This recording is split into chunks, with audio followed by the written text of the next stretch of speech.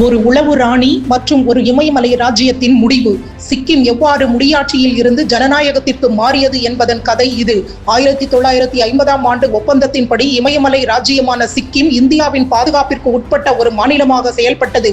இருப்பினும் உண்மையான அதிகாரம் மன்னர் பால்டன் தொண்டுக் நம்கியாவிடம் இருந்தது. ஆனால் 2 தசாப்தங்களுக்கு பிறகு 1970களின் தொடக்கத்தில் அமைதியான அந்த ராஜ்யம் திடீரென இன மோதல்கள், அரசியல் குழப்பங்கள் மற்றும் வெளிநாட்டு சக்திகளின் ஆதிக்கத்தில் சிக்கியது. இந்த சர்ச்சைகளுக்கு பின்னால் இருந்த முக்கிய நபர் மன்னர் பால்டனின் மனைவியான ஹோப் குக். அமெரிக்காவோடு தொடர்பில் இருந்த அவர் வெளிநாட்டு செய்தியாளர்களை அரண்மனைக்கு வரவழைத்ததோடு சிக்கிமை இந்திய அழுத்தத்திற்கு எதிராக போராடும் ஒரு தனி நாடாக சித்தரித்து நேர்காணல்களை வழங்கினார். இந்த செயல்கள் புதுதில்லியில் அபாய எச்சரிக்கையை எழுப்பின. இந்திய உளவுத்துறை அதிகாரிகள் இது குறித்து தீவிரமாக ஆய்வு செய்து அவரது செயல்பாடுகளை கண்காணித்தனர். அவர் CIA உடன் தொடர்பில் இருக்கலாம் என்று சந்தேகித்த அதிகாரிகள் அவரை ஸ்பை குயின், உளவு ராணி என்று குறிப்பிட்டனர். Ajit Doval on a mission என்ற புத்தகத்தில் கூட ஹோப் குக் அமெரிக்க செல்வாக்கிற்கான ஒரு கருவியாக செயல்பட்டார் என்ற வலுவான சந்தேகம் குறிப்பிடப்பட்டுள்ளது. இந்த பதற்றம் 1971 வங்காளதேச விடுதலை போரின் போதே தொடங்கியது. அப்போது அமெரிக்கா பகிரங்கமாக பாகிஸ்தானுக்கு ஆயுதங்களை வழங்கி ஆதரித்தது.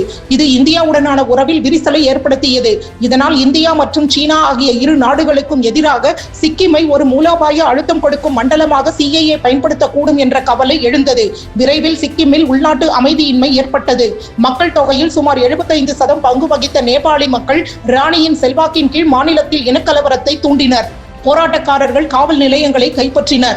அரசு அலுவலகங்களை முற்றுகையிட்டனர். உள்ளூர் காவல்துறையால் நிலைமையை கட்டுப்படுத்த முடியாமல் போனது. தனது ராஜ்யத்தின் மீதான கட்டுப்பாட்டை இழந்த மன்னர் சோக்யால் இந்திரா காந்திக்கு தந்தி மூலம் ராணுவ உதவி கேட்டு வேண்டுகோள் விடுத்தார். 1950 ஒப்பந்தத்தின்படி சிக்கிமின் பாதுகாப்பு மற்றும் வெளியுறவு விவகாரங்களுக்கு இந்தியா பொறுப்பேற்றிருந்ததால் இந்தியாவின் 17வது மலைப்பிரிவு 17th மவுண்டைன் டிவிஷன் ராணுவ வீரர்கள் அங்கு அனுப்பப்பட்டனர். குறைந்தபட்ச பலப்பிரயோகம் மற்றும் போராட்டக்காரர்களுடன் நடத்திய பேச்சுவார்த்தைகள் மூலம் இந்தியா அங்கு அமைதியை நிலைநாட்டியது. உள்நாட்டு மற்றும் வெளிநாட்டு அழுத்தங்களுக்கு பணிந்து ஹோப் குக் 1973இல் சிக்கிமை விட்டு அமெரிக்காவிற்கு சென்றார். அதன் பிறகு அவர் திரும்பவே இல்லை. 1975 ஏப்ரல் 8 அன்று மன்னர் சோக்யால் நிர்வாக கட்டுப்பாட்டை இந்தியாவிடம் ஒப்படைக்கும் ஒப்பந்தத்தில் கையெழுத்திட்டார். 1975 ஏப்ரல் 14 அன்று நடத்தப்பட்ட வாக்கெடுப்பில் 97.5% வாக்காளர்கள் சிக்கிமை இந்தியாவுடன் இணைக்கவும் முடியாட்சியை ஒழிக்கவும் ஆதரவு தெரிவித்தனர்.